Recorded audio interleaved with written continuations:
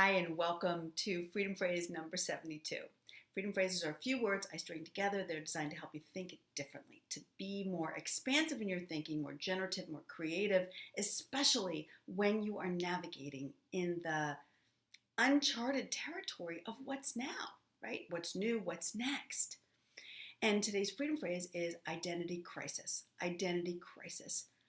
Wow, I've had one. I see them all the time in my work.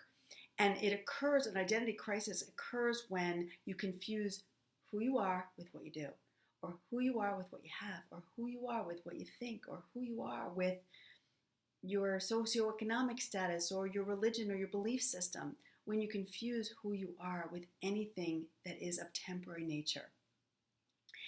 And it certainly gets really confusing when you misuse the two most essential, important, powerful words in the human language, and those are I am. It's almost as if nothing can come after that, because anything after that is temporary. I am is permanent. The job, the belief system, the marital status, the socioeconomic status, the religious affiliation, those can change. And when they do change, and you've confused who you are with those, wow, that is the identity crisis. I remember leaving my last career. It was a conscious, intentional, very purposeful move. And yet I was so tied up, so wound up in that title, in that role, in that company, that I remember thinking to myself, who will I be if I'm not that?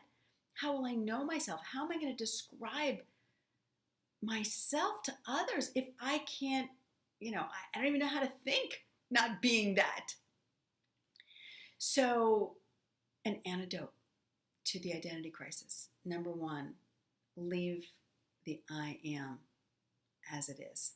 Okay, you've always been that I am. You will always be that I am. And that's not changing.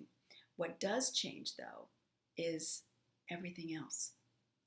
So instead of using those two words to describe yourself, you can talk about yourself in the way that leaves it more spacious and the temporary nature that it really is. For example, for the last 18 years, this is where I've been employed.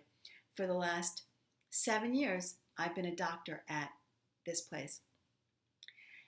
At the moment, we belong to this church. I currently believe this thing. And so it leaves you a lot of room for other things, so that when that thing moves out and you're no longer a teacher, you're no longer a doctor, then you're currently in relationship with some other career, some other belief system. You're affiliated with some other group of people.